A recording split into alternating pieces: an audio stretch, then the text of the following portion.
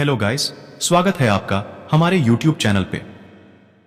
आज हम जानेंगे कि मकर संक्रांति क्यों मनाई जाती है, कैसे मनाई जाती है, मकर संक्रांति का इतिहास क्या है। इन सभी तथ्यों को जानने के लिए वीडियो को अंत तक देखें। हिंदू धर्म में सूर्य देवता से जुड़े कई प्रमुख त्योहारों को मनाने की परंपरा है।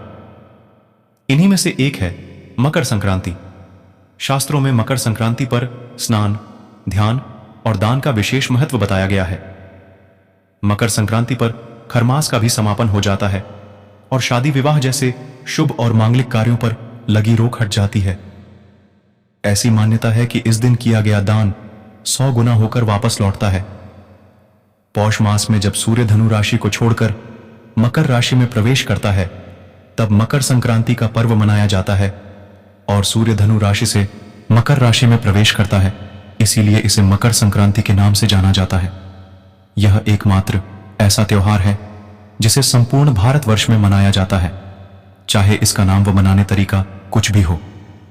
वैसे तो यह पर्व जनवरी माह की 14 तारीख को मनाया जाता है, लेकिन कभी कभी यह त्योहार 12, 13 या 15 तारीख को भी मनाया जाता है, क्योंकि यह त्योहार पूरी तरह से सूर्य के मकर राशि में प्रवेश करने के दिन मनाया जाता है और सूर्य सामान्यतः 12, 13, 14 या 15 जनवरी में से किसी एक दिन ही मकर राशि में प्रवेश करता है। इस बार भी यह पर्व 15 को ही मनाया जाएगा। हिंदू धर्म में माह को 2 पक्षों में बांटा गया है, कृष्ण पक्ष और शुक्ल पक्ष। ठीक इसी तरह से वर्ष को भी 2 अयनों में बांटा गया है, उत्तरायण और दक्षिणायण। यदि दोनों को मिला दिया जाए तो एक वर्ष पूर्ण हो जाता है।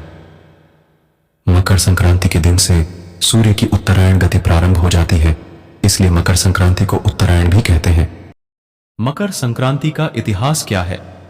धार्मिक मान्यताओं के अनुसार महाभारत और पुराण दोनों में मकर संक्रांति के त्योहार के बारे में उल्लेख किया गया है। इस उत्सव की शुरुआत करने का श्रेय वैदिक ऋषि विश्वामित्र को दिया जाता है। वहीं महाभारत में उल्लेख है कि वनवास के दौरान पांडवों ने मकर संक्रांति मनाई थी। इस दिन को लेकर कई कथाएं प्रचलित हैं। ऐसा कहा जाता है, एक बार कपिल मुनि पर भगवान इंद्र के घोड़े चोरी करने का झूठा आरोप लगा दिया गया था। इस बात से क्रोधित होकर ऋषि ने राजा सगर के 60,000 पुत्रों को भस्म होने का श्राप दे दिया था।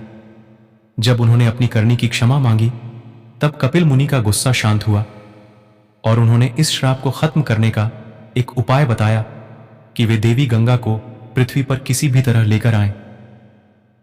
इसके बाद राजा सगर के पोते अंशुमान और राजा भगीरथ की कड़ी तपस्या से प्रसन्न होकर मां गंगा प्रकट हुई। मान्यताओं अनुसार जब राजा सगर के 60,000 पुत्रों को मोक्ष की प्राप्ति हुई थी, तभी से मकर संक्रांति का पर्व मनाया जाता है। मकर संक्रांति के पर्व को विभिन्न राज्यों में अलग अलग नामों से जाना व मनाया जाता है। जैसे उत्तर प्रदेश में मकर संक्रांति को खिचड़ी पर्व कहा जाता है। इस दिन भगवान सूर्य की पूजा की जाती है। चावल और दाल की खिचड़ी खाई और दान की जाती है। तिल और गुड़ के दान की परंपरा भी है। गुजरात और राजस्थान में मकर संक्रांति को उत्तरायण पर्व के रूप में मनाया जाता है। इस दिन दोनों ही राज्यों में बड़े धूम से पतंग उत्सव का आयोजन किया जाता है। आंध्र प्रदेश में संक्रांति नाम से 3 दिन का पर्व मनाया जाता है। वहीं तमिलनाडु में खेती किसानी के प्रमुख पर्व के रूप में संक्रांति को पोंगल के नाम से मनाया जाता है। इस दिन घी में दालन चावल की खिचड़ी पकाई और खिलाई जाती है। महाराष्ट्र में भी इसे मकर संक्रांति या संक्रांति के नाम से मनाया जाता है। यहां लोग गजक और तिल के लड्डू खाते एवं दान करते हैं। एक दूसरे को भेंट देकर शुभकामनाएं देते हैं। पश्चिम बंगाल में मकर संक्रांति के दिन हुगली नदी पर गंगा सागर मेले का आयोजन किया जाता है, तो असम में इसे भोगली बिहू के नाम से मनाया जाता है। मकर संक्रांति की पूजा करने के नियम क्या है? सुबह सूर्योदय से पहले उठें और पवित्र स्नान करें। इस दिन पवित्र नदी गंगा में स्नान करने का भी विधान है। भगवान सूर्य को अर्घ्य दें और उनके मंत्रों का जाप करें। भक्त देवी गंगा के प्रति अपना आभार व्यक्त करें। इस पवित्र दिन पर जरूरतमंद और गरीब लोगों की मदद करें।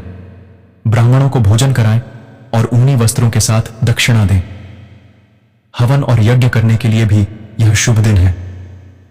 जितना हो सके इस दिन धार्मिक कार्यों से जुड़ा रहना चाहिए। ऐसी ही वीडियो को पाने के लिए हमारे चैनल को सब्सक्राइब करें। धन्यवाद।